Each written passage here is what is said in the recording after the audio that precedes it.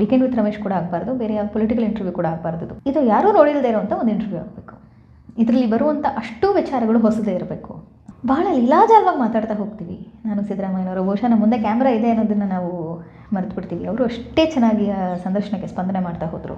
ಟಗರು ಅಂತ ಹ್ಯಾಶ್ಟ್ಯಾಗ್ ಹಾಕ್ಕೊಂಡು ಇಡೀ ಕರ್ನಾಟಕದಾದ್ಯಂತ ಆ ಒಂದು ಇಂಟರ್ವ್ಯೂನ ಜನ ಪೋಸ್ಟ್ ಮಾಡೋದಕ್ಕೆ, ರೀಪೋಸ್ಟ್ ಮಾಡೋದಕ್ಕೆ ಶುರು ಮಾಡ್ತಾರೆ.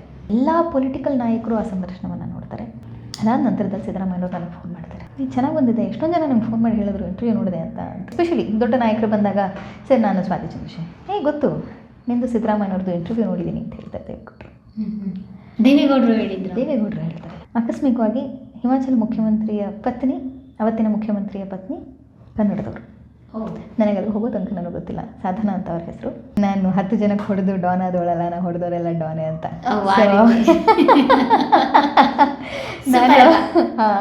ನಾನು ಏನೋ 10 ಸುದ್ದಿ ಮಾಡಿ 1 ಸುದ್ದಿಯಿಂದ ಸ್ಟಾರ್ ಆದವಳಲ್ಲ, ನಾನು ಮಾಡಿದ 10 ಸುದ್ದಿಗಳು ಸ್ಟಾರ್ ಸುದ್ದಿಗಳೇ ಅಂತ.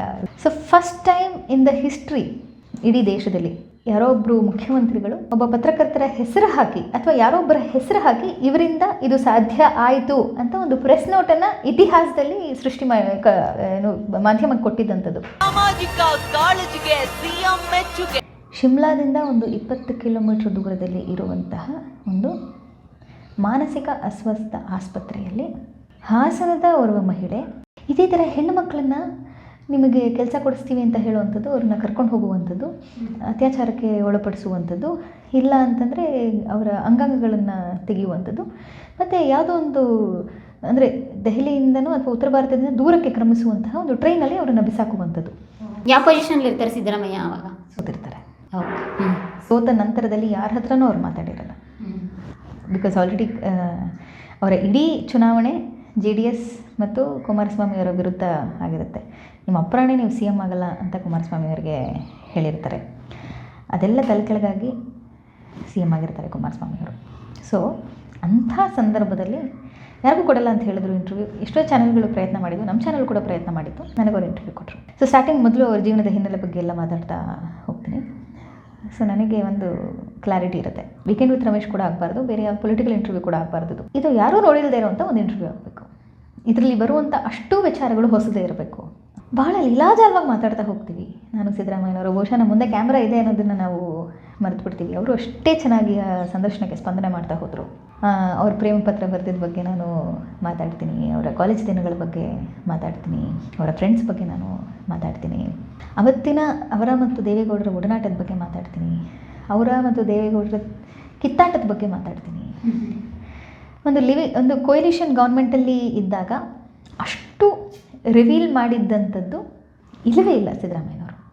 ಅವರು ಲೀಲಾಜಾಲವಾಗಿ ಮಾತಾಡ್ತಾ ಹೋಗ್ತಾರೆ. ಅವರ ಮಗನ ಸಾವಿನ ಬಗ್ಗೆ ಮಾತಾಡ್ತೀವಿ. ಇದೆಲ್ಲ ಆಗಿ 3.5 ಗಂಟೆ ಇಂಟರ್ವ್ಯೂ ಆಗಿ ಒಂದು ಪ್ರೋಮೋ ರಿಲೀಸ್ ಮಾಡ್ತೀವಿ. ಆ ಪ್ರೋಮೋ ಸಿಕ್ಕಾಪಟ್ಟೆ ವೈರಲ್ ಆಗಿಬಿಡುತ್ತೆ. ಟಗರು ಅಂತ ಹ್ಯಾಶ್ಟ್ಯಾಗ್ ಹಾಕ್ಕೊಂಡು ಇಡೀ ಕರ್ನಾಟಕದಾದ್ಯಂತ ಆ ಒಂದು ಇಂಟರ್ವ್ಯೂನ ಜನ ಪೋಸ್ಟ್ ಮಾಡೋದಕ್ಕೆ, ರೀಪೋಸ್ಟ್ ಮಾಡೋದಕ್ಕೆ ಶುರು ಮಾಡ್ತಾರೆ. ಎಷ್ಟೋ ಜನ ಟ್ವೀಟ್ಗಳು ಮಾಡೋದಕ್ಕೆ ಆ ಪ್ರೋಮೋನ ಶುರು ಮಾಡಿದ್ರು. ನಾವು ಡಿಸೈಡ್ ಮಾಡ್ತೀವಿ ಅದೇ ವೀಕೆಂಡ್ ಅದು ರಿಲೀಸ್ ಆಗಬೇಕು ಅಂತ. ಇಮ್ಮಿಡಿಯೇಟ್ ಬಂದು ನಾನು ಅಲ್ಲೇ ಉಳ್ಕೊಂಡು 2-3 ದಿನದಲ್ಲಿ ಆ್ಯಕ್ಚುಲಿ ಏನು ಎಡಿಟಿಂಗ್ ಮಾಡೋದಕ್ಕೆ ಏನೂ ಇರಲಿಲ್ಲ. ಸೊ ಇಟ್ ವಾಸ್ ಏನೋ ಕಟ್ಟೆ ಇಲ್ಲದೆ ಇರೋವಂಥ ಇಂಟರ್ವ್ಯೂ ಅದು. ಬಟ್ ಸ್ಟಿಲ್ ಟೂ ಫ್ರೇಮ್ ಎಲ್ಲ ಕೂಡಿಸ್ಬೇಕು, ಎಫೆಕ್ಟ್ಸ್ ಹಾಕಿಸ್ಬೇಕು. ಸೊ ಆ ಎಡಿಟಿಂಗ್ಗಳು ನಡೀತಾ ಇರುತ್ತೆ. ಆ ಎಡಿಟಿಂಗ್ ಮಾಡಿ ಆನ್ ಏರ್ ಮಾಡ್ತೀವಿ. ಕನ್ನಡ ಮಾಧ್ಯಮದಲ್ಲಿದ್ದಂತಹ ಪ್ರತಿಯೊಬ್ಬ ಪತ್ರಕರ್ತರು ಆ ಒಂದು ಸಂದರ್ಶನವನ್ನು ನೋಡಿರ್ತಾರೆ. ಎಷ್ಟೋ ಜನ, ಲಕ್ಷಾಂತರ ಜನ ಸಿದ್ದರಾಮಯ್ಯನವರ ಅಭಿಮಾನಿಗಳು ಆ ಒಂದು ಸಂದರ್ಶನವನ್ನು ನೋಡ್ತಾರೆ. ಎಲ್ಲ ಪೊಲಿಟಿಕಲ್ ನಾಯಕರು ಆ ಸಂದರ್ಶನವನ್ನು ನೋಡ್ತಾರೆ. ಅದಾದ ನಂತರದಲ್ಲಿ ಸಿದ್ದರಾಮಯ್ಯನವರು ನನಗೆ ಫೋನ್ ಮಾಡ್ತಾರೆ, ಇದು ಚೆನ್ನಾಗಿ ಬಂದಿದೆ, ಎಷ್ಟೊಂದು ಜನ ನಂಗೆ ಫೋನ್ ಮಾಡಿ ಹೇಳಿದ್ರು ಇಂಟರ್ವ್ಯೂ ನೋಡಿದೆ ಅಂತ. 1-to-1 ನಿಮ್ಮ ಡೈರೆಕ್ಟ್ ಕಾಲ್ ಮಾಡ್ತಾ ಇದ್ರಾ? ಡೈರೆಕ್ಟ್, ಅದೇ ಫಸ್ಟ್ ಟೈಮ್ ಅವ್ರು ಕಾಲ್ ಮಾಡಿದ್ದು ನನಗೆ. ಅವ್ರ ನಂಬರ್ ಸೇವ್ ಇದ್ರು ನೀವು ಡೈರೆಕ್ಟ್ ಕಾಲ್ ಮಾಡ್ತಾ ಇರಲಿಲ್ಲ? ಅವ್ರು ಪಿ ಎಸ್ ಥ್ರೂ ಅಷ್ಟೇ, ಯಾವತ್ತು ಪಿ ಎ ಥ್ರೂ. ಆ್ಯಂಡ್ ಅವರು ಯಾವತ್ತು ಫೋನ್ ಪರ್ಸ್ನಲ್ ಆಗಿ ರಿಸೀವ್ ಮಾಡಿಲ್ಲ, ಈಗಲೂ ಮಾಡಲ್ಲ ಅವರು. ಸೊ ಅವಾಗ ಅವ್ರು ಹೇಳ್ತಾರೆ. ಅದಾದ ನಂತರದಲ್ಲಿ ಅದಾಗಿ ಒಂದು 3-4 ದಿನ ಆದಮೇಲೆ ನಾನು ಡೆಲ್ಲಿಗೆ ಹೋಗ್ತೀನಿ. ನಾನು ಡೆಲ್ಲಿಗೆ ಹೋದ್ಮೇಲೆ ದೆಹಲಿಯಲ್ಲಿ ನನ್ನ ಜೊತೆ ಇದ್ದಂತಹ ಎಲ್ಲ ಪತ್ರಕರ್ತರು ಹೇಳ್ತಾರೆ, ಒಬ್ಬರು ಭಾಳ ಸೀನಿಯರ್ ಜರ್ನಲಿಸ್ಟ್ ಹೇಳ್ತಾರೆ, ಇಷ್ಟು ವರ್ಷದ ನನ್ನ ಕೆರಿಯರಲ್ಲಿ ನಾನು ಇವತ್ತಿನ ತನಕ ಸಿದ್ದರಾಮಯ್ಯನವ್ರನ್ನ ಕೇಳಿದ್ದೀನಿ, ನನಗೆ 1-to-1 ಇಂಟರ್ವ್ಯೂ ಕೊಡಿ ಅಂತ ನನಗೆ ಕೊಟ್ಟಿಲ್ಲ ಮೇಡಮ್, ನಿಮಗೆ ಕೊಟ್ಟಿದ್ದಾರೆ ಅಂತಾರೆ ಅವರು. ಆ್ಯಂಡ್ 1 ತಿಂಗಳು ಆದಮೇಲೆ ದೇವೇಗೌಡರು ಬರ್ತಾರೆ. ನಾನು ದೇವೇಗೌಡರ ಹತ್ರ ಮಾತಾಡ್ತೀನಿ. ದೆಹಲಿಗೆ ಬಂದಿದ್ದರು ಅಂತ. ನಾನು ನೆನಪಿಸ್ತೀನಿ, ನಾನು TV5 ಕೆಲಸ ಮಾಡ್ತಿದ್ದೆ, ಗೊತ್ತಿರುತ್ತೆ. ಆದರೂ ಕೂಡ ನಾನು ಯಾವತ್ತೂ ಕೂಡ ನಾನು ಎಲ್ರಿಗೂ ಗೊತ್ತು ಅಂತ, ಎಸ್ಪೆಷಲಿ ದೊಡ್ಡ ನಾಯಕರು ಬಂದಾಗ, ಸರ್ ನಾನು ಸ್ವಾತಿ ಚಂದ್ರಶೇಖರ್, ಗೊತ್ತು ನಿಂದು ಸಿದ್ದರಾಮಯ್ಯವ್ರದ್ದು ಇಂಟರ್ವ್ಯೂ ನೋಡಿದ್ದೀನಿ ಅಂತ ಹೇಳ್ತಾರೆ ದೇವೇಗೌಡರು. ದೇವೇಗೌಡರು ಹೇಳಿದ್ರು. ದೇವೇಗೌಡರು ಹೇಳ್ತಾರೆ ನನಗೆ. ಆಮೇಲೆ ದೇವೇಗೌಡರು PS ಹತ್ರ ಕೇಳ್ತೀನಿ, ನಿಜವಾಗ್ಲೂ ಅಂದರೆ ನನಗೆ ಸುಳ್ಳು ಹೇಳಲ್ಲ, ಆದರೆ ನನಗೆ ಒಂದು ಕುತೂಹಲ, ನಿಜವಾಗ್ಲೂ ನೋಡಿದಾರಾ ಅಂತ ಹೇಳಿ. ಅವಾಗ ಸಿದ್ದರಾಮಯ್ಯ ಸೋತಿರ್ತಾರೆ, ಏನು ಮಾತಾಡ್ತಾರೆ, ಏನು ಮಾತಾಡಿದ್ದಾರೆ, ಎಕ್ಸಾಕ್ಟ್ಲಿ ಏನು ಮಾತಾಡ್ತಾರೆ ಆ್ಯಂಡ್ ಅವ್ರು ಏನು ಹೇಳಿರಬಹುದು ಅಂತ ಅವ್ರು ನೋಡಿದ್ದಾರೆ. ಆಗ ನನಗೆ ಅವರು PS ಹೇಳಿದ್ರು, ಮೇಡಮ್ 2 ದಿನ ಕೂತ್ಕೊಂಡು ನೋಡಿದ್ದಾರೆ, ಟೈಮಿಂಗ್ಸ್ ನೋಟ್ ಮಾಡಿಕೊಂಡು ನನಗೆ ಹೇಳಿ. ಅದಾದಮೇಲೆ ಯೂಟ್ಯೂಬಲ್ಲಿ 3-4 ಸತಿ ಹಾಕೊಂಡು ನೋಡಿದ್ದಾರೆ ಅಂತಂದರು. ಸರ್ ನಿಜನಾ? ಹೌದು. ಅದಾಗಿ exact 6 months down the line ಫೆಬ್ರವರಿಯಲ್ಲಿ ಒಂದು ಸಮಾವೇಶ ನಡೆಯುತ್ತೆ JDSದು, ಕೊಯ್ಲಿಶ್ ಹಾಸನ್ ಅಥವಾ ಮಂಡ್ಯದಲ್ಲಿ ಅನಿಸುತ್ತೆ. ದೇವೇಗೌಡರು ಆ ಒಂದು ಸಂದರ್ಶನವನ್ನು ಉಲ್ಲೇಖ ಮಾಡಿ, ಸಿದ್ದರಾಮಯ್ಯನವ್ರು ಹಿಂಗಂದರು, ಸಿದ್ದರಾಮಯ್ಯನವ್ರು ಹಂಗಂದರು, ನಾನೇನು ಅಂತ ಸಿದ್ದರಾಮಯ್ಯನವ್ರಿಗೆ ಗೊತ್ತಿಲ್ವಾ ಅಂತ ಪರಸ್ಪರ ವಾಗ್ದಾಳಿಯನ್ನು ನಡೆಸಿ. ನಿಮ್ಮ ಸಂದರ್ಶನದಿಂದ ವಾಗ್ದಾಳಿ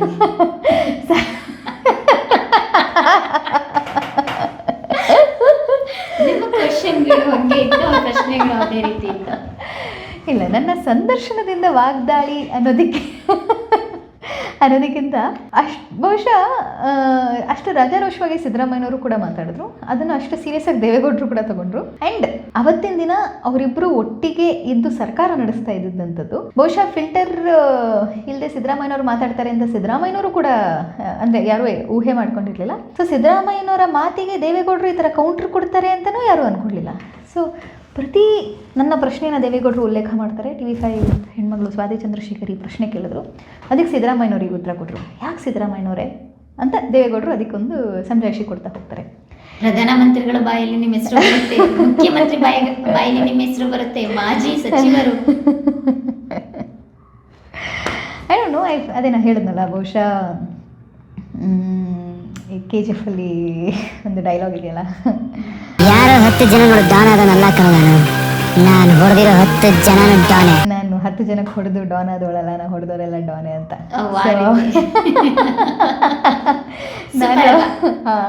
ನಾನು ಏನೋ 10 ಸುದ್ದಿ ಮಾಡಿ 1 ಸುದ್ದಿಯಿಂದ ಸ್ಟಾರ್ ಆದವಳಲ್ಲ, ನಾನು ಮಾಡಿದ 10 ಸುದ್ದಿಗಳು ಸ್ಟಾರ್ ಸುದ್ದಿಗಳೇ ಅಂತ. ಸೊ ಇದು ಅದೇ ಥರ ಅಷ್ಟೇ, ಜಸ್ಟ್ ಕಿಡಿಂಗ್. ಎನಿವೇಸ್, ಸೊ ಹಾಗೆ ಆ ಒಂದು ಇಂಟರ್ವ್ಯೂ ಒಂದು ದೊಡ್ಡ ಮೈಲೇಜ್ ಕೊಡ್ತು ನನಗೆ ನನ್ನ ಕೆರಿಯರಲ್ಲಿ. ಆ್ಯಂಡ್ ಒಂದು ಮಾಸ್ ರೆಕಗ್ನಿಷನ್. ಅಲ್ಲಿ ತನಕ ಪತ್ರಕರ್ತರು ನನ್ನನ್ನು ಮತ್ತು ರಾಜಕಾರಣಿಗಳನ್ನ ನಾನು ರೆಕಗ್ನೈಸ್ ಮಾಡಿದ್ದು ಬೇರೆ, ಬಟ್ ಆ ಒಂದು ಇಂಟರ್ವ್ಯೂ ಆದಮೇಲೆ second line, third line leaders, ಕಾರ್ಯಕರ್ತರು ನನ್ನನ್ನು ಗುರುತಿಸೋದಕ್ಕೆ ಶುರು ಮಾಡ್ತಾರೆ ಪಕ್ಷಗಳಲ್ಲಿ. ಆವಾಗ ನಿಮಗೆ ಕಾನ್ವರ್ಸೇಷನ್ ಮಾಡೋಕ್ಕೆ ತುಂಬ ಈಸಿ ಆಯಿತು, 1-to-1 ಟಚ್ಚಲ್ಲಿ ಇರೋಕ್ಕೆ ತುಂಬಾ ಈಸಿ ಆಯ್ತಲ್ವಾ, ರ್ಯಾಪ್ ಬಿಲ್ಡ್ ಮಾಡೋದಕ್ಕೆ. ಖಂಡಿತವಾಗ್ಲೂ ಅದಾದ ನಂತರದಲ್ಲಿ I did not look back. Direct access, direct ಮಾತುಕತೆ, ಡೈರೆಕ್ಟ್ ಫೋನ್ ಕಾಲು. ಈ ಸಂದರ್ಭದಲ್ಲಿ ಅನಿರೀಕ್ಷಿತವಾಗಿ ನನಗೊಂದು ಫೋನ್ ಕಾಲ್ ಬರುತ್ತೆ. ಡೆಲ್ಲಿಲೇ ಇರ್ತೀನಿ, ಹಿಮಾಚಲ ಪ್ರದೇಶದಿಂದ. ನನಗೆ ಯಾರೋ ಒಬ್ಬ ಪರಿಚಯಸ್ತ್ರ ಮೂಲಕ, मैडम यहाँ पे एक इशू हुआ है, ये कुछ दक्षिण भारत की लैंग्वेज में बात कर रहे हैं, आप थोड़ा समझिए ना प्लीज़. ಲೌಡ್ ಸ್ಪೀಕರ್ ಆನ್ ಮಾಡ್ತಾರೆ, ಆಕೆ ಮಾತಾಡ್ತಾ ಹೋಗ್ತಾಳೆ, ನೋಡಿದ್ರೆ ಕನ್ನಡ. ಯಾರು, ಏನು, ಎಲ್ಲಿ? ಶಿಮ್ಲಾದಿಂದ ಒಂದು 20 ಕಿಲೋಮೀಟ್ರ್ ದೂರದಲ್ಲಿ ಇರುವಂತಹ ಒಂದು ಮಾನಸಿಕ ಅಸ್ವಸ್ಥ ಆಸ್ಪತ್ರೆಯಲ್ಲಿ ಹಾಸನದ ಓರ್ವ ಮಹಿಳೆ ಒಂದು 15 ವರ್ಷಗಳ ಹಿಂದೆ ಆಕೆ ಹೇಗೆ ಹೋದಲು, ಕಟ್ರಾ ಅನ್ನುವಂಥ ಒಂದು ರೈಲ್ವೆ ಸ್ಟೇಷನ್ ಇದ್ದಿದ್ದು ಆವಾಗ. ಇಲ್ಲಿಂದ ಯಾವ ಟ್ರೈನ್ ಹತ್ಕೊಂಡು ಹೋದಲು, ಏನಕ್ಕೆ ಹೋದಲು, ಯಾರಿಗೂ ಗೊತ್ತಿಲ್ಲ.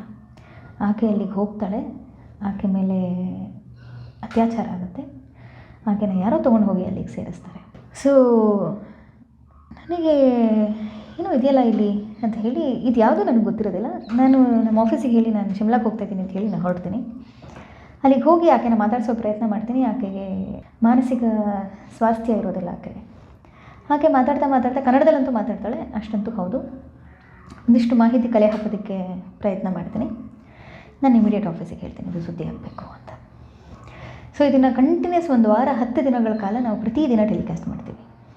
ಅದೇ ಟೈಮಲ್ಲಿ ಕುಮಾರಸ್ವಾಮಿಯವರು ಡೆಲ್ಲಿಗೆ ಬರ್ತಾರೆ. ನಾನು ಅವ್ರ ಹತ್ರ ಹೋಗಿ ರಿಕ್ವೆಸ್ಟ್ ಮಾಡ್ತೀನಿ, ಸರ್ ಈ ಥರ ಒಬ್ಬ ಮಹಿಳೆ ಅಲ್ಲೆಲ್ಲೋ ಇದ್ದು ಕಷ್ಟಪಡ್ತಾ ಇದ್ದಾಳೆ, ಬೆಂಗಳೂರಿಗೆ ಕರೆಸ್ಬೇಕು. ಆಕೆ ಮನೆಯವರು ಆಕೆನ ಗುರುತಿಸಿದ್ದಾರೆ. ಬಿಕಾಸ್ ಆಕೆ ಯಾರು ಅಂತ ಗೊತ್ತಿಲ್ಲ. ಕರ್ಕೊಂಬರೋದಾದರೂ ಎಲ್ಲಿ ಕರ್ಕೊಂಬರೋದು? ಆಕೆ ಮನೆಯವರು ಅವ್ರನ್ನ ನಾವು ಕಂಟಿನ್ಯೂಸ್ ಏನು ಮಾಡ್ತೀವಿ, 10 ರಿಂದ 15 ದಿನ ಟೆಲಿಕಾಸ್ಟ್ ಮಾಡ್ತಾ ಹೋಗ್ತೀವಿ. ಈಕೆ ಯಾರೋ ಗೊತ್ತಾ, ನಿಮಗೆ ಗೊತ್ತಿದ್ದರೆ ಈಕೆನ ಗುರುತಿಸಿ ನಮ್ಮ ನಂಬರಿಗೆ ಕರೆ ಮಾಡಿ ಅಂತ. ಆ ರೀತಿ ನಾವು ಟೆಲಿಕಾಸ್ಟ್ ಮಾಡ್ತಿದ್ದ ಹಾಗೆ ಚಾನಲ್ಲಿಗೆ ಒಂದು 10 ದಿನ ಆದಮೇಲೆ ಒಂದು ಫೋನ್ ಕಾಲ್ ಬರುತ್ತೆ. ಮೈಸೂರಿನ ಒಂದು ಕುಟುಂಬ. ಸೊ ಎಷ್ಟೋ ವರ್ಷಗಳ ಹಿಂದೆ ಆಕೆ ಮನೆ ಕೆಲಸ ಮಾಡಿಕೊಂಡು ಇದ್ದಂಥವಳು. ಆಕೆ ಏಕಾಏಕಿ ಒಂದು ದಿನ ಕಾಣೆ ಆಗ್ತಾಳೆ, ಹೊರಟೋಗ್ತಾಳೆ. ಎಲ್ಲಿಗೆ ಹೋಗ್ತಾಳೆ ಯಾರಿಗೂ ಗೊತ್ತಿಲ್ಲ. ಸತ್ತು ಹೋಗಿದ್ದಾಳೆ ಅಂತ ಪರಿವಾರದವ್ರು ಅನ್ಕೋತಾರೆ. ನೋಡಿದ್ರೆ ಈಕೆ ಶಿಮ್ಲಾದ ಒಂದು ಪ್ರದೇಶದಲ್ಲಿ ಇದ್ದಾಳೆ. ಆಮೇಲೆ ಅದು ಒಂದು ಸರ್ಕಾರಿ ಆಸ್ಪತ್ರೆ. ಅಲ್ಲಿಂದ ಆಕೆನ ಕಳಿಸ್ಬೇಕು ಅಂತಂದರೆ ಅಲ್ಲಿನ ಸರ್ಕಾರದ ಪರ್ಮಿಷನ್ ಬೇಕು. ಇಲ್ಲಿಗೆ ಆಕೆನ ಕರೆಸ್ಕೋಬೇಕು ಅಂತಂದ್ರೂ ಇಲ್ಲಿನ ಸರ್ಕಾರದ ಪರ್ಮಿಷನ್ ಬೇಕು. ಸೊ ಅಲ್ಲಿನ ಡಾಕ್ಟರ್ ಹತ್ರ ನಾನು ಚೀಫ್ ಇವ್ರ ಹತ್ರ ಮಾತಾಡ್ತೀನಿ. ಅವ್ರು ಹೇಳ್ತಾರೆ, ಕರ್ನಾಟಕದಿಂದ ನಮಗೆ ಇನ್ಸ್ಟ್ರಕ್ಷನ್ಸ್ ಬರಬೇಕು, ಅಲ್ಲಿಂದ ಗೌರ್ಮೆಂಟ್ ಇಲ್ಲಿಗೆ ಇನ್ಸ್ಟ್ರಕ್ಷನ್ಸ್ ಕೊಡಬೇಕು, ಆಮೇಲೆ ನಾವು ಕಳ್ಸೋದಕ್ಕೆ ಸಾಧ್ಯ ಅಂತ. ಅಪಾಯಿಂಟ್ಮೆಂಟ್ ತೊಗೊಂಡು ಅಲ್ಲಿನ ಮುಖ್ಯಮಂತ್ರಿ ಮನೆಗಳಿಗೆ ಹೋಗ್ತೀನಿ ನಾನು. ಹಿಮಾಚಲ ಪ್ರದೇಶದ ಮುಖ್ಯಮಂತ್ರಿಗಳ ಮನೆಗೆ ಹೋಗ್ತೀನಿ. ಆಕಸ್ಮಿಕವಾಗಿ ಹಿಮಾಚಲ ಮುಖ್ಯಮಂತ್ರಿಯ ಪತ್ನಿ, ಅವತ್ತಿನ ಮುಖ್ಯಮಂತ್ರಿಯ ಪತ್ನಿ ಕನ್ನಡದವರು. ನನಗಲ್ಲಿ ಹೋಗೋ ತನಕ ನನಗೆ ಗೊತ್ತಿಲ್ಲ. ಸಾಧನಾ ಅಂತ ಅವ್ರ ಹೆಸರು. ನಾನು ಅವ್ರ ಮುಖ್ಯಮಂತ್ರಿ ಕಚೇರಿಗಳಿಗೆ ಹೋಗಿ ಈ ವಿಚಾರವನ್ನು ನಾನು ಅವರಿಗೆ ಬ್ರೀಫ್ ಮಾಡೋದಕ್ಕೆ ಪ್ರಯತ್ನ ಮಾಡ್ತೀನಿ. ಅವ್ರು ಸಿಗೋದಿಲ್ಲ. ಅಲ್ಲಿಂದ ಒಂದು ಗಂಟೆ ದೂರದಲ್ಲಿ ಇನ್ನೂ ಮೇಲ್ಗಡೆ ಗುಡ್ಡಗಾಡದ ಪ್ರದೇಶದಲ್ಲಿ ಯಾವುದೋ ಒಂದು ಸ್ಕೂಲಿಗೆ ಅವರು ಗೆಸ್ಟಾಗಿ ಬರ್ತಾರೆ ಅನ್ನೋದು ನನಗೆ ಗೊತ್ತಾಗುತ್ತೆ. ಆ ಸ್ಕೂಲಿಗೆ ಹೋಗ್ತೀನಿ ನಾನು ಅವರನ್ನು ಭೇಟಿ ಮಾಡಬೇಕು ಅಂತ. ಅಲ್ಲಿಗೆ ಹೋಗಿ ನನ್ನನ್ನು ನಾನು ಇಂಟ್ರೊಡ್ಯೂಸ್ ಮಾಡ್ಕೋತೀನಿ. ನಾನು ಈ ಥರ ಕರ್ನಾಟಕದಿಂದ ಬಂದಿದ್ದೀನಿ, ಡೆಲ್ಲಿಲಿ ಇರ್ತೀನಿ, ನಮ್ಮೊಬ್ಬ ಮಹಿಳೆ ನಿಮ್ಮ ಹಾಸ್ಪಿಟ್ಲಲ್ಲಿ ಸಿಕ್ಕಾಕೊಂಡಿದ್ದಾಳೆ, ಸೊ ನೀವು ಇದಕ್ಕೆ ಹೆಲ್ಪ್ ಮಾಡಬೇಕು ಅಂತ ಹೇಳ್ತೀನಿ. ಹಿ ವಾಸ್ ಸೋ ಜನರಸ್, ಬನ್ನಿ ನಾಳೆ ಮನೆಗೆ ಅಂತ ಹೇಳ್ತಾರೆ. ಮಾರನೇ ದಿನ ಅವರ ಹೋಮ್ ಆಫೀಸಿಗೆ ಹೋಗ್ತೀನಿ. ಅವ್ರು ಕರ್ನಾಟಕ ಅಂದಿದ ತಕ್ಷಣ ಅವ್ರ ವೈಫನ್ನು ಕರೀತಾರೆ, ಭೇಟಿ ಮಾಡಿಸ್ತಾರೆ ನನಗೆ. ಆಮೇಲೆ ನಾನು ಕುಮಾರಸ್ವಾಮಿ ಅವ್ರ ಹತ್ರ ಈ ವಿಷಯ ಮಾತಾಡ್ತೀನಿ. ಸೊ ದೆಹಲಿ ಹಿಮಾಚಲದ ಮುಖ್ಯಮಂತ್ರಿಗಳು ಮತ್ತು ಕುಮಾರಸ್ವಾಮಿಯವರು ಇಬ್ಬರು ಕೂಡ ಫೋನಲ್ಲಿ ಮಾತಾಡ್ತಾರೆ. ಸೊ ಕೊನೆಗೆ CM ಆಫೀಸಿಂದ ಒಂದು ಲೆಟರ್ ಹೋಗುತ್ತೆ. ಸಾಮಾಜಿಕ ಕಾಳಜಿಗೆ CM ಮೆಚ್ಚುಗೆ. You will send Kshama to Karnataka. Definitely ಆಕೆನ ಕಳಿಸ್ಕೊಡಿ ಅಂತ. ಸೊ ಅವರನ್ನು ಬೆಂಗಳೂರು ಕರೆಸ್ಕೋತಾರೆ ಫ್ಲೈಟಲ್ಲಿ. ಇಲ್ಲಿಂದ ಒಂದು 3-4 ಜನ ಆಫೀಸರ್ಸ್ ಹೋಗ್ತಾರೆ, ಲೇಡಿ ಆಫೀಸರ್ಸು ಎಲ್ಲ ಹೋಗಬೇಕು, ಡಾಕ್ಟರ್ಸ್ ಎಲ್ಲ ಹೋಗಬೇಕು ಅಂತಿರುತ್ತೆ. ಹೋಗ್ತಾರೆ, ಅವ್ರನ್ನ ಕರ್ಕೊಂಬರ್ತಾರೆ. ಆಮೇಲೆ ಆಕೆನ ವಿಧಾನಸೌಧಕ್ಕೆ ಕರ್ಕೊಂಬರ್ತಾರೆ. ವಿಧಾನಸೌಧಕ್ಕೆ ಬಂದ ತಕ್ಷಣ ಕುಮಾರಸ್ವಾಮಿಯವರು, ಓ ಬಂದ್ಯಾ, ಯಾರಿಂದ ಗೊತ್ತಾ ನೀನು ಬಂದಿದ್ದು? ಸ್ವಾತಿ ಚಂದ್ರಶೇಖರಿಂದ ಅಂತಾರೆ. ನಮ್ಮ ಕ್ಯಾಮ್ರಾಮ್ಯಾನಲ್ಲಿ ಇರ್ತಾರೆ, ಅವರು ಅದನ್ನು ಕ್ಯಾಪ್ಚರ್ ಮಾಡ್ತಾರೆ.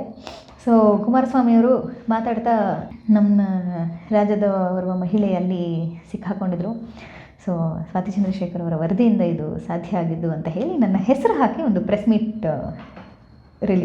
ನೋಟ್ ರಿಲೀಸ್ ಮಾಡ್ತಾರೆ. So first time in the history ಇಡೀ ದೇಶದಲ್ಲಿ ಯಾರೋ ಒಬ್ಬರು ಮುಖ್ಯಮಂತ್ರಿಗಳು ಒಬ್ಬ ಪತ್ರಕರ್ತರ ಹೆಸರು ಹಾಕಿ ಅಥವಾ ಯಾರೊಬ್ಬರ ಹೆಸರು ಹಾಕಿ ಇವರಿಂದ ಇದು ಸಾಧ್ಯ ಆಯಿತು ಅಂತ ಒಂದು ಪ್ರೆಸ್ ನೋಟನ್ನು ಇತಿಹಾಸದಲ್ಲಿ ಮಾಧ್ಯಮಕ್ಕೆ ಕೊಟ್ಟಿದ್ದಂಥದ್ದು. ಆ ಒಂದು ಪ್ರೆಸ್ ನೋಟ್ ಇಡೀ ರಾಷ್ಟ್ರೀಯ ಸುದ್ದಿವಾಹಿನಿಗಳಲ್ಲೆಲ್ಲ ಬಿತ್ತರವಾಗುತ್ತೆ ಅದು. ಸೊ ನನ್ನ ಹೆಸರು ಉಲ್ಲೇಖ ಆಗುತ್ತೆ. ಹಾಗೆ ನೋಡ್ತಿದ್ದ ಹಾಗೇ ಆಕೆ ಬರ್ತಾರೆ. ಅದಾದ ನಂತರದಲ್ಲಿ ಗೊತ್ತಾಗುತ್ತೆ ಇದೊಂದು ದೊಡ್ಡ ಜಾಲ ಅಂತ. ಅದೇ ರೀತಿ ಸಿಕ್ಕಾಕೊಂಡಿದ್ದ ಏನಾಗಿತ್ತು ಆ್ಯಕ್ಚುಲಿ, ಏನು ಜಾಲ? ಇದೇ ಥರ ಹೆಣ್ಣು ಮಕ್ಕಳನ್ನು ನಿಮಗೆ ಕೆಲಸ ಕೊಡಿಸ್ತೀವಿ ಅಂತ ಹೇಳುವಂಥದ್ದು, ಅವ್ರನ್ನ ಕರ್ಕೊಂಡು ಹೋಗುವಂಥದ್ದು, ಅತ್ಯಾಚಾರಕ್ಕೆ ಒಳಪಡಿಸುವಂಥದ್ದು, ಇಲ್ಲ ಅಂತಂದರೆ ಅವರ ಅಂಗಾಂಗಗಳನ್ನು ತೆಗೆಯುವಂಥದ್ದು, ಮತ್ತು ಯಾವುದೋ ಒಂದು ಅಂದರೆ ದೆಹಲಿಯಿಂದನೂ ಅಥವಾ ಉತ್ತರ ಭಾರತದಿಂದ ದೂರಕ್ಕೆ ಕ್ರಮಿಸುವಂತಹ ಒಂದು ಟ್ರೈನಲ್ಲಿ ಅವರನ್ನು ಬಿಸಾಕುವಂಥದ್ದು. ಸೊ ಈ ರೀತಿ ಸಿಕ್ಕಾಕೊಂಡಿದ್ದಂತಹ ಸರಿಸುಮಾರು ಒಂದು 8-10 ಮಹಿಳೆಯರು. ಆಮೇಲೆ ಎಲ್ಲರೂ ಕೂಡ ಸಿಕ್ಕಾಕೊಳ್ಳೋದು ಇದೇ ಹಿಮಾಚಲ ಪ್ರದೇಶದಲ್ಲಿ. ಯಾಕೆ ಅಂತ ನನಗೆ ಗೊತ್ತಾಗಲಿಲ್ಲ ಅವತ್ತಿನ ತನಕನೂ ಕೂಡ. ಹಿಮಾಚಲ ಪ್ರದೇಶದ ಬೇರೆ ಬೇರೆ ಇರುವಂಥದ್ದೇ ಒಂದು 3-4 ಮಾನಸಿಕ ಅಸ್ವಸ್ಥ ಆಸ್ಪತ್ರೆಗಳು. ಸೊ ಬೇರೆ ಬೇರೆ ಭಾಗಗಳಲ್ಲಿದ್ದಂಥ ಆಸ್ಪತ್ರೆಗಳ ಮಾಹಿತಿ ನಮಗೆ ಅಂದರೆ ಇಟ್ಸ್ ಎ ಲಿಂಕ್. ಒಂದು ಸತಿ ಯಾರನ್ನೋ ಈ ಥರ ನಾವು ಸೇವ್ ಮಾಡಿದ್ದೀವಿ ಅಂತ ಗೊತ್ತಾಗಿದ ತಕ್ಷಣ ನಮಗೆ ಕಾಂಟ್ಯಾಕ್ಟ್ ಮಾಡ್ತಾರೆ. ಸೊ ಅಷ್ಟು ಜನ ಮಹಿಳೆಯರನ್ನ ನಾನು ವಾಪಸ್ ಕರ್ಕೊಂಡ್ಬರ್ತೀನಿ. ಸೊ ಇವತ್ತಿನ ದಿನ ಅಷ್ಟು ಜನ ಮಹಿಳೆಯರು ಮೈಸೂರಲ್ಲಿ ಇರುವಂತಹ ಒಂದು ಸರ್ಕಾರದ್ದೇ ಮಹಿಳಾ ಆಶ್ರಯಧಾಮ ಇದೆ, ನಂಜನಗೂಡಿಗೆ ಹೋಗಬೇಕಾಗಿರುವಂಥ ಒಂದು ದಾರಿಲಿ. ಸೊ ಅಲ್ಲಿ ಎಲ್ಲರೂ ಕೂಡ ಸುರಕ್ಷಿತವಾಗಿ ಸೇಫಾಗಿ ಇವತ್ತಿನ ದಿನ ಕೂಡ ಆರಾಮಾಗಿ ಇದ್ದಾರೆ ಅನ್ನುವಂಥದ್ದು. ಆಗ ನನಗೆ ಅನಿಸುತ್ತೆ, ಓಕೆ, ಪತ್ರಿಕೋದ್ಯಮ ಅಂತಂದರೆ ಕೇವಲ ರಾಜಕೀಯ ಸುದ್ದಿ ಬಿತ್ತರಿಸೋದಷ್ಟೇ ಅಲ್ಲ, ಬದುಕನ್ನು ಕಟ್ಕೊಡುವಂಥದ್ದು ಅಂತ. ಹಾಗೆ ಅಲ್ಲಿಂದ ನನ್ನ ಪತ್ರಿಕೋದ್ಯಮದ ಜರ್ನಲಿಸಮ್ ವಿತ್ ಪರ್ಪಸ್ ಅನ್ನುವಂತಹ ಮತ್ತೊಂದು ಮೈಲಿಗಲ್ಲು ಶುರುವಾಗ್ತಾ ಹೋಗುತ್ತೆ. ನಿಮಗೆ ತೀರಾ ಕ್ಲೋಸ್ ಆದಂಥ ಪೊಲಿಟಿಷಿಯನ್ ಯಾರು ಆ ಫೀಲ್ಡಲ್ಲಿ, ಜರ್ನಲಿಸಮ್ ಫೀಲ್ಡಲ್ಲಿ? ಒಂದು ಕಾಲ್ ಮಾಡಿದ್ರೆ ತಕ್ಷಣ ರಿಸೀವ್ ಮಾಡ್ತಾ ಇದ್ರು, ಅವ್ರ ಮನೆಗಳಿಗೆಲ್ಲ ಭೇಟಿ ನೀಡ್ತಾ ಇದ್ದೆ, ಪರ್ಸ್ನಲಾಗಿ ಇನ್ವೈಟ್ ಮಾಡ್ತಾ ಇದ್ರು. ಪೊಲಿಟಿಷಿಯನ್ ಅಂತಂದರೆ ಯಾರೆಲ್ಲ? ಸಿದ್ದರಾಮಯ್ಯನವರು. ಇಂಟರ್ವ್ಯೂ ಆದಮೇಲೆ ತುಂಬ ಕ್ಲೋಸ್ ಆದ್ರು ಅನ್ಸುತ್ತೆ ಸಿದ್ದರಾಮಯ್ಯನವರು. ಹೌದು, ನನಗಿನ್ನೂ ನೆನಪಿದೆ. ಅವರ ಸ್ಕೆಡ್ಯೂಲಲ್ಲೇ ಪಾಪ ಇರಲಿಲ್ಲ. ಸೊ ನನ್ನ ಮದುವೆಗೆ ಅಂತ ಅವರು ಚಾಪರ್ ಫ್ಲೈಟ್ ತೊಗೊಂಡು ಬಳ್ಳಾರಿಯಿಂದ ಬಂದಿದ್ದರು. ಅವರು ಬರೋಷ್ಟೊತ್ತಿಗೆ ರಾತ್ರಿ 10:30 ಆಗೋಗಿತ್ತು. ನನಗೆ ಸಂಜೆ ಅವ್ರು ಹೊರಡೋ ಮುಂಚೆ ಅವ್ರು PS ಫೋನ್ ಮಾಡಿದ್ರು, ಮೇಡಮ್ ಲೇಟ್ ಆಗುತ್ತೆ, ಪರವಾಗಿಲ್ವಾ, ಬರ್ಬೋದಾ ಏನು ಅಂತ. ಸರ್ ನೀ ಸರ್ ದಯವಿಟ್ಟು ಅಂತ ಹೇಳಿದ್ದೆ ನಾನು.